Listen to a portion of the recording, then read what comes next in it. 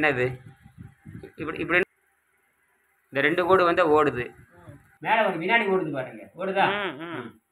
பரிணாம சித்தாந்தம், அது டார்வின் பரிணாம சித்தாந்தமும் அது எந்த விதமாக எதிர்காலத்தில் வளர்ச்சி அடையும் என்று எதிர்பார்ப்பு. இந்த பல்தறி பற்றி பேசுகிறோம் இல்லையா, இது 6ஆம் நிலை. அதுக்கப்புறம் 7ஆம் நிலை உண்டுன்னு நாம சொல்ல வரோம்.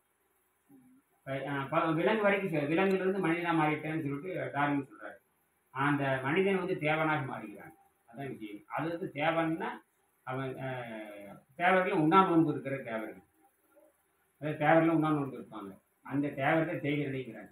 அந்த தெய்வ நிலைக்கு போகிறப்ப நம்ம பழக்க வழக்கத்தை மாற்றி அமைக்கிறோம். அந்த பழக்க வழக்கத்தை மாற்றணும், புலன்கள் தாண்டணும். புலன்கள் தாண்டி பகுத்தறிவை தாண்டி 7ஆம் அறிவை வெட்டி பிடிக்கின்ற யோகிகள் சொன்னதை வச்சு நம்ம கடைபிடிக்கிறோம். அவங்க இயற்கையில் அவங்க வந்தாங்க, நம்ம முயற்சியில் மேலே வரோம். அவங்களோட வேகமாக நம்ம குணமாகிறோம். அவங்க தன்னை மட்டும் என்ன பண்ணி போயிட்டாங்கன்னா மேலுக்கு கொண்டு போயிட்டாங்க. நாம என்ன உலகத்தாருக்கு நாம தான் சொல்லித்தரோம். அதுதான் நாம் பண்ற முயற்சி. இது அவங்க தனிப்பட்ட முறையில் எழுதி வச்சுட்டு போனதை நோயை குணமாக்கிறதுக்கு இதுதான் இடையே வழி நம்ம உள்ள கொண்டு போகிறோம். நீங்கள் மோட்சத்துக்கு போகிறது முத்திக்கு போகிறதுல ரெண்டாவது. முதல் நோயற்ற வாழ்வு, குறைந்தபட்ச நோயற்ற வாழ்வு வாழ்றதுக்கு நம்ம முயற்சி பண்ணணும். சரியா? அப்போ என்னன்னா அவங்க சொல்கிற மாதிரி நம்ம கடைப்பிடிக்கிறது அது நடக்கணும்.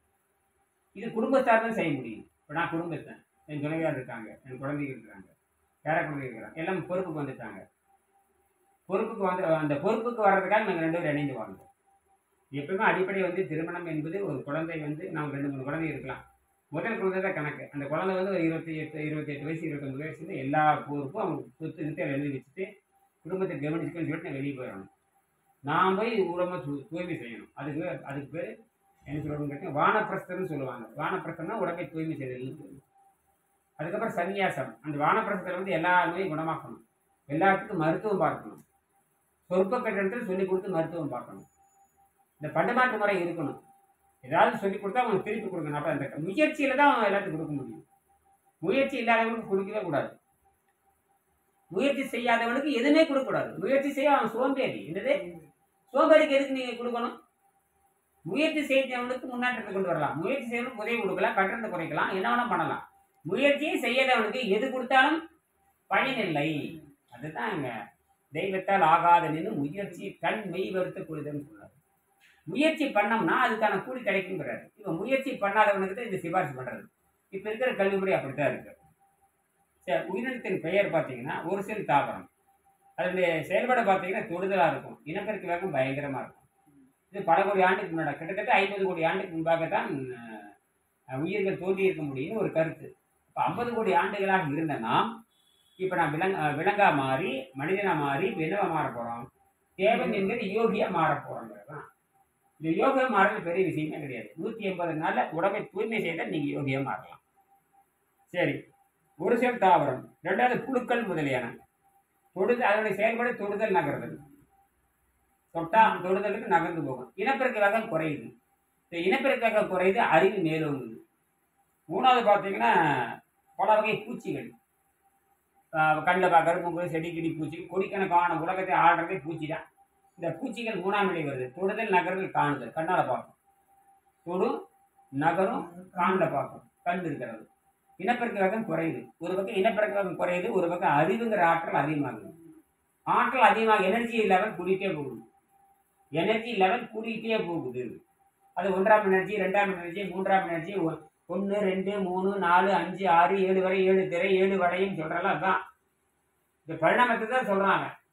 7 திரை 7 வளையம் 6 சக்கரம் எல்லாம் இதுதான். அதெல்லாம் சரியா? 4 பலவிதமான ஊர்வன பாம்புகள் முதலியான. இந்த 4 நிலை பல ஊர்வன பாம்பு கீம்பு எல்லாமே. இந்த தாவரம் தான் பாம்பா மாறுச்சு. தாவரம் தான் ஊர்வனமாக மாறுச்சு. நடந்துட்டு இருந்த தாவரம் பாம்பா மாறிடுது. இப்போ புரியுதா? அப்போ அது தொடுதல் நகர்தல் காணுதல் நுகர்தல் மோப்ப சக்தி இப்படியே பார்த்துட்டே போயிட்டு இருக்கும்.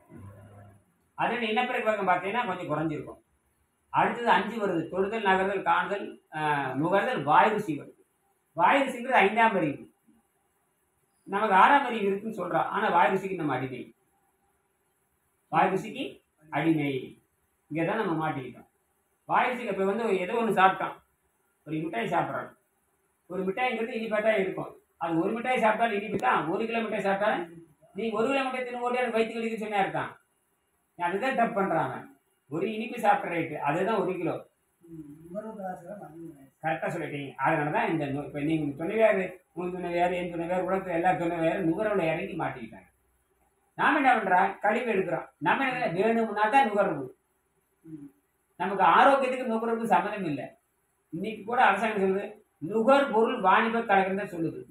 ஆரோக்கிய பொருள் வாணிப கழகம்னு சொல்லவே மாட்டாங்க. ஆரோக்கியம் ஆயிடுவாங்க இல்லையா? நிச்சயமா நுகர்பொருள் கழகம் தான் போடும். நுகர்பொருள் அதாவது நீ என்ன அனுபவிக்கிறாய் அதான் கேள்வி. அப்ப ஆரோக்கியம் என்பது உணவுல கிடையாதுன்னு அரசாங்கம் மறைமுகமா சொல்லுது. உலகமே அப்படிதான் சொல்லுது. அதனாலதான் வைத்தியம் பார்த்துட்டு இருக்கிறீங்க. தின்பதெல்லாம் ஆரோக்கியம் தருவதாக இருந்தால் யாரும் மருத்துவமனைக்கு போக மாட்டாங்க. எல்லாமே ஆரோக்கியம் தான் நினைச்சிட்டு இருக்கிறீங்க. கழிவாக உள்ள தண்ணீர் அதான் மலம்னு சொல்றாங்க. வயிற்றுல திடக்கழிவு போனாலும் மனம்தான், சிறுநீர் போனாலும் மனம்தான், வேர்வையில வந்தாலும் மனம்தான், வாயை நாற்றம் அடித்தாலும் அந்த கழிவு வந்து மனம்தான். மலத்தினுடைய பல்வேறு பிரிவு. மலத்தினுடைய அந்த கழிவைத்தான் நீரை வச்சு கரைச்சி எடுக்கும். அடுத்து 6ஆம் நிலை வருகிறது, பகுத்தறிவு வருது. பார்த்தீங்கன்னா தொடுதல், நகர்தல், காணுதல், முகர்தல், வாய் ருசியோட பகுத்து பார்த்தல். இனப்பெருக்க வகை பார்த்தீங்கன்னா ஒரு தடவை ஒரு ஊட்டி போடணும். அடுத்தது 6 தாண்டி அப்படி 7க்கு போகுது.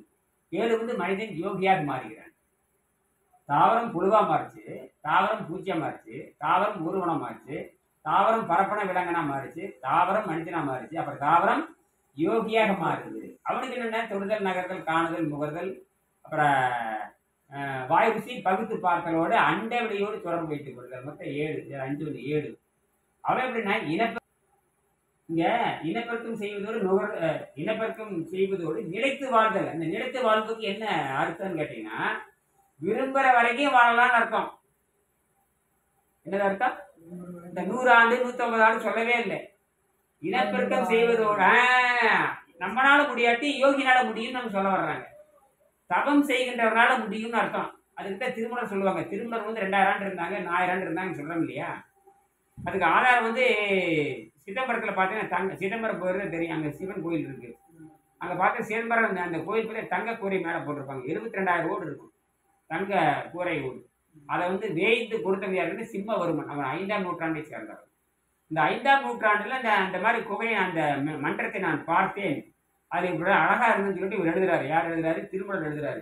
அப்ப 5ஆம் நூற்றாண்டை சேர்ந்த சிம்மவர்மன் எழுதுறது இவர் எழுதுறாருன்னா கிட்டத்தட்ட 500 ஆண்டு அந்த 500ல இவர் இருக்காருன்னு அர்த்தம். ஆனா அவரு கிமு 300 ஆண்டுகள் அவர் இருந்ததுக்கான சான்று இப்ப இருக்கு. இந்த திருமூலர் வரலாறுன்னு ஒரு புத்தகம் இருக்கு, அதை படிச்சு பார்த்தா தெரியும். கும்பகோணத்துல காசி மடம்னு ஒன்று இருக்கு. அவங்க தான் அந்த திருமந்திரத்தை வெளியிடுவாங்க.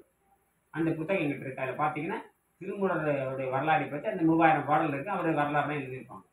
அதில் பார்த்தீங்கன்னா 600 ஆண்டுகள் அப்போ கொங்கு நாடு அப்படின்னு 18 நாடுகளாக கொங்கு நாடு, அப்புறம் தேவிபங்க நாடு, நிறைய நாடுகள் இருந்தது. அந்த நாடுகள் அப்போ வந்து அந்த மாதிரி தான் நாடு இருந்தது. இப்போ சொல்ற மாதிரி 36 மாவட்டத்தில் அதெல்லாம் நாடுகள் தான் சொல்லலாம்.